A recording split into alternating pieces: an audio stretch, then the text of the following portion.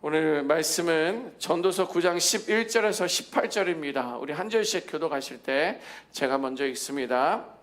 내가 다시 해 아래에서 보니 빠른 경주자들이라고 선착하는 것이 아니며 용사들이라고 전쟁에 승리하는 것이 아니며 지혜자들이라고 음식물을 얻는 것도 아니며 명철자들이라고 재물을 얻는 것도 아니며 지식인들이라고 은총을 입는 것이 아니니 이는 시기와 기회는 그들 모두에게 임함이니라. 분명히 사람은 자기의 시기도 알지 못하나니 물고기들이 재난의 그물에 걸리고 새들이 올무에 걸림같이 인생도 재앙의 날이 그들에게 호련히 임하면 거기에 걸리느니라. 내가 또 해 아래에서 지혜를 보고 내가 크게 여긴 것이 이러하니 곧 작고 인구가 많지 아니한 어떤 성읍에 큰 왕이 와서 그것을 애워싸고 큰 흉벽을 쌓고 치고자 할 때에 그 성읍 가운데에 가난한 지혜자가 있어서 그의 지혜로 그 성읍을 건진 그것이라. 그러나 그 가난한 자를 기억하는 사람이 없었도다. 그러므로 내가 이르기를 지혜가 힘보다 나으나 가난한 자의 지혜가 멸시를 받고 그의 말들을 사람들이 듣지 아니한다 하였노라. 조용히 들리는 지혜자들의 말들이 우매한 자들을 다스리는 자의 호령보다 나으니라. 지혜가 무기보다 나으니라. 그러나 죄인 한 사람이 많은 선을 무너지게 하느니라. 아멘. 2022년 2월에 러시아가 우크라이나를 침공을 합니다. 그러면서 이제 전쟁이 시작돼요. 22년, 23년, 24년, 25년 벌써 연차로는 4년이 훨씬 이제 넘어가고 있습니다. 당시만 해도 세상은 러시아가 우크라이나를 쳤어. 그러면 러시아의 군사력과 자원이 압도적이었기 때문에 단기간에 금방 끝날 것이다 라는 그런 예상을 했습니다. 그러나 어떻게 됐습니까? 이제 4년이 훌쩍 넘어가는 실제 현실은 뭐예요?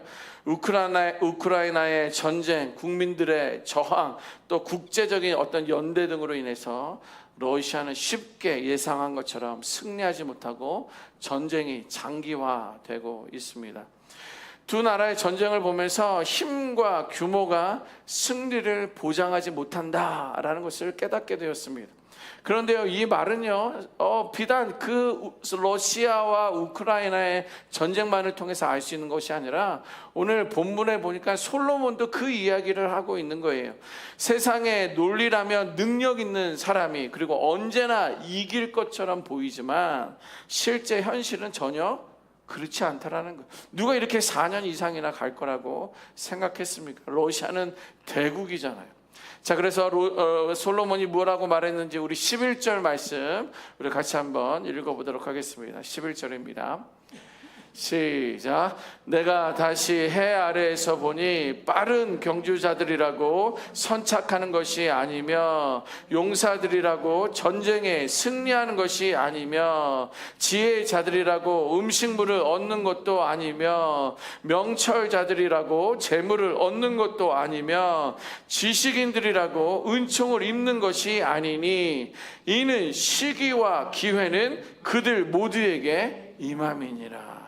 아멘. 보세요. 여러분, 이 말씀은요, 인간의 한계를 보여주는 거예요. 인생에 알 수 없다라는 것을 보여주는 거예요.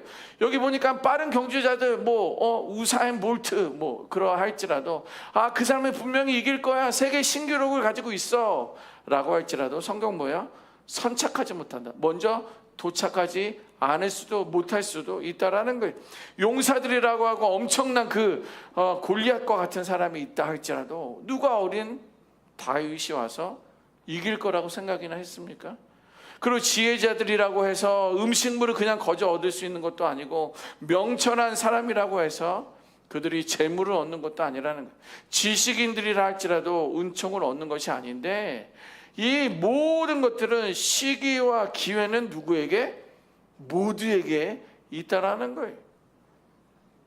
여러분, 그래서 오늘 보면 12절에 보면 우리 인생을 솔로몬은 이렇게 요약하고 있습니다. 뭐냐면 사람이 자기 때를 알지 못한다라는 거예요. 아, 내가 보니까는 저 바위를 내가 결안인데 어떻게 깰 수 있을까? 아무리 그래도 그 결안에게는 기회가 있다라는 거예요. 때가 있다라는 거예요.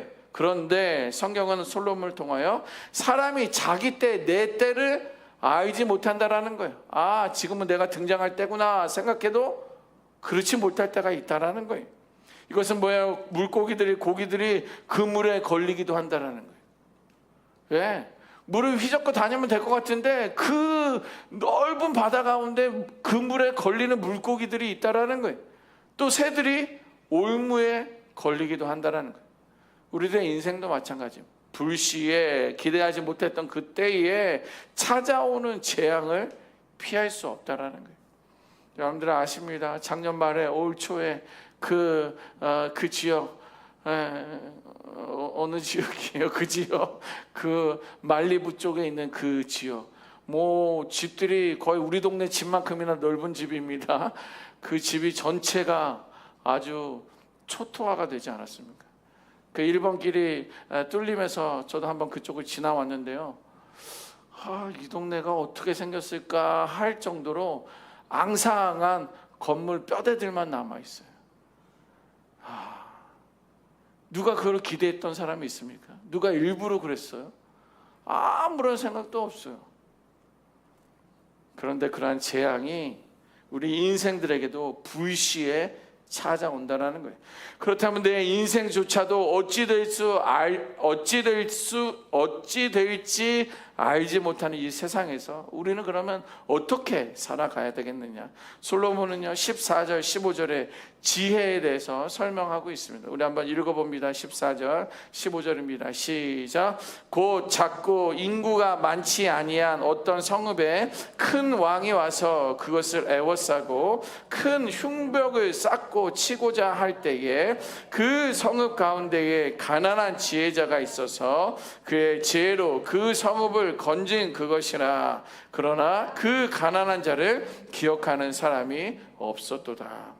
이게 무슨 말입니까? 쉽게 설명드리면 이런 거예요. 작은 성읍이 있어요. 그런데 큰 나라의 큰 왕이 와서 성벽을 쌓고 무기들을 가져와서 그 작은 성읍을 차지하려고 전쟁으로 접근을 했다라는 거예요.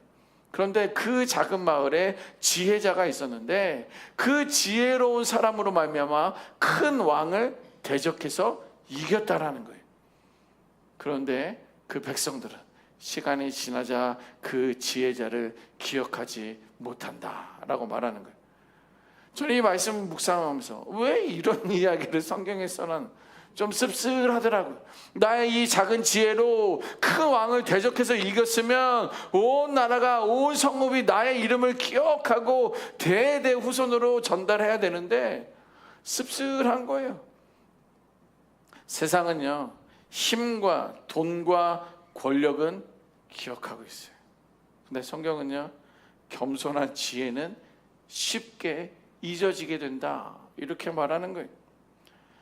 여러분 자신의 지혜를 베풀어서 나라를 다스렸던 사람이 솔로몬 아닙니까? 백성들은 이 일들을 오래 기억하지 못하면 또한 아무리 지혜가 귀해도 사람들은 권력을 가진 사람 또 부를 가진 사람을 따라갈 뿐이다 라고 솔로몬은 자신의 경험을 이야기하고 있다는 거예요.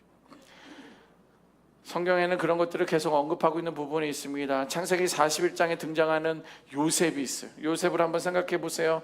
요셉은요 뭐 여러 가지 어려운 시간들을 당했지만 애굽의 총리로 이제 그가 등단하게 됩니다. 그래서 7년의 풍년을 잘 준비해서 7년의 흉년을 잘 마무리하면서 관리하면서 그런 대비하는 지혜로 말미암아 애굽을 살린 것뿐만 아니라 주변에 있는 나라들까지도 먹이는 일들이 살리는 일들이 그에게 있었어요. 그런데 시간이 지나면서 사람들은요 요셉의 공로를 기억하지 못해요. 심지어 이스라엘 백성은요 애굽의 노예로 삼게 된 거예요. 그 애굽을 살린 온 나라와 민족을 살린 그 애굽의 후손들을 애굽의 노예로 만들었다라는 거예요. 이런 일이 있을 수 있습니까? 죽은 자들이 다 일어나야 될 일 아닙니까? 그런데 그 말을 하고 있는 거예요. 이렇게 지혜로 세운 구원도 세대가 바뀌면 잊혀진다라는 그런 현실 앞에서 솔로몬은 우리에게 말씀해 주고 있는 것은 뭐냐면 그럼에도 불구하고 지혜에는 능력이 있다라고 말하는 거예요. 너희들의 이름이 잊혀진다 할지라도, 후손들이 너희를 기억하지 못한다 할지라도, 그래도 너희들은 지혜를 사모하라는 거예요. 그 지혜 안에 능력이 있다라는 거예요. 아무리 물리적인 힘이나 권력이 강하다 할 이긴다라는 것을 떠올려주고 있다라는 거예요. 여러분, 현대화가 되면서 강력한 무기, 첨단 무기가 국가와 민족을 보호한다라고 생각합니다. 실제로 어떻게 보면 정말 원폭을 가지고 있는 그 나라들을 쉽게 누군가를 전쟁을 이끌거나 시비를 걸지 못해요.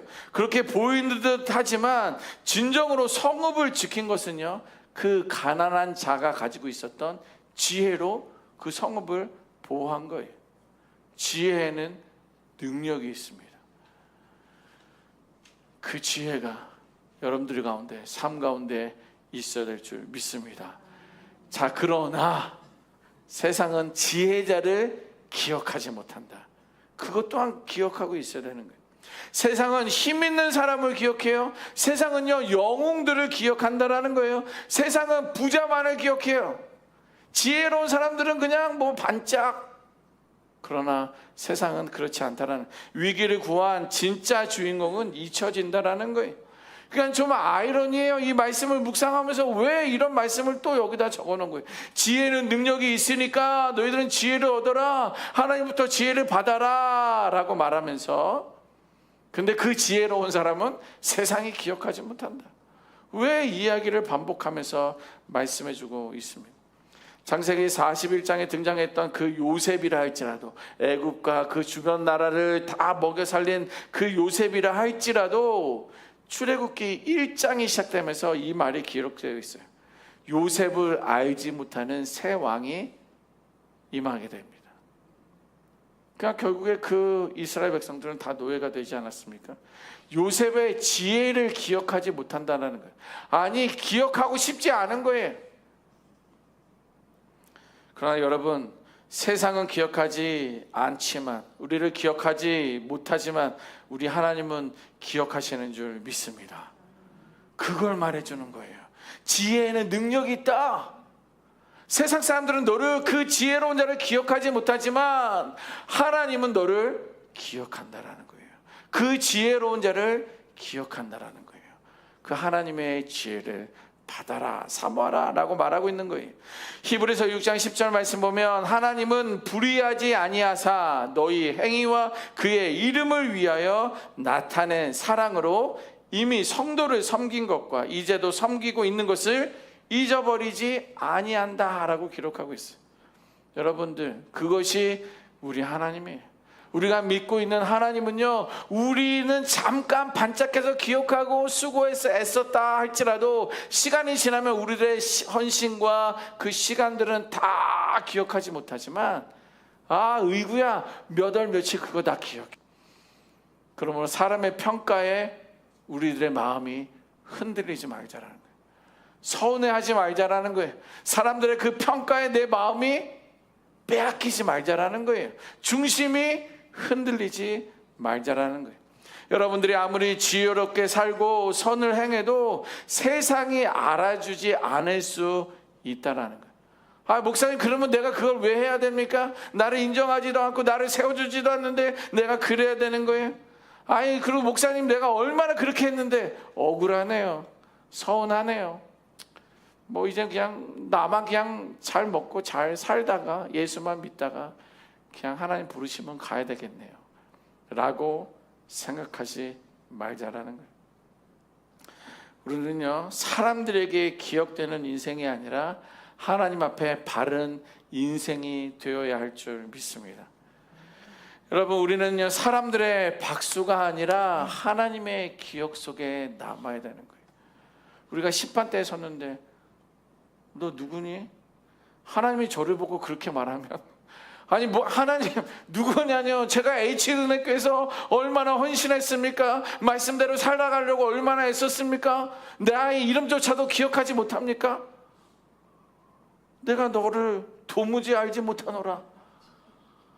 그러면 어떻게? 이미 여기서 내가 많은 성도들의 박수를 받고 많은 사람들의 칭찬을 받고 살아간 것은요, 아무런 것도 아니라는 거예요. 내가 사람들의 박수는 없어도, 사람들이 나를 무시한다 할지라도, 나를 기억하지 못해도 하나님이 기억하는 그러한 인생을 우리는 이 땅 가운데 살아야 한다라는 거예요. 그걸 오늘 솔로몬을 통해서 말씀해 주고 있어요. 의구야, 사람들이 아니라, 사람들의 박수가 아니라 너는 내 앞에서 바른 인생을 살아야 한다 말씀해 주고 있는 거예요. 그래서 솔로몬이 말하고자 했던 것은 하나님을 경외하는 지혜를 말씀해 주고 있는 거예요. 빠른 발보다도, 그래서 열심히 부지런히 하는 그런 빠른 발보다도 하나님을 의지하는 믿음이 더 든든하다라는 거예요. 강한 힘보다도 하나님의 은혜가 더 안전하다라는 거예요. 또 사람들의 인정보다 하나님 앞에서의 진실이 더 중요하다라는 것을 말해주고 있습니다. 자신의 인생조차 알 수 없는 그런 세상을 우리는 살아가고 있습니다. 모든 사람들에게 기회가 있지만, 그러나 능력 있는 사람들이 이길 것처럼, 빠르게 도착할 것처럼 보이지만, 그러나 알 수 없는 거예요. 그 결과는 뒤집어 봐야 되는 거예요. 그렇다고 한다면 그물에 걸린 고기처럼 언제 잡힐지 우리는 알 수 없지만, 우리가 의지할 수 있는 것은 우리의 능력이 아니라, 우리의 속도가 아니라, 저와 여러분들의 인생을 움직이는 그러한 힘이 아니라, 나의 능력은 부족하지만, 나는 기력은 여력하지만, 나에게는 아무것도 없는 것처럼 보이지만, 부족해도 속도는 더딜지라도 하나님께 지혜를 구하며 살아갈 때 우리들의 삶은 흔들리지 않는 반석 위에 굳세게 설 줄 믿습니다. 그러니까는 빠름보다도 하나님을, 강함보다도 하나님의 은혜를, 또 사람들의 인정보다도 진리를 붙들고 살아갈 수 있는 우리 모두가 되시기를 주님의 이름으로 축원합니다. 아멘. 기도하겠습니다.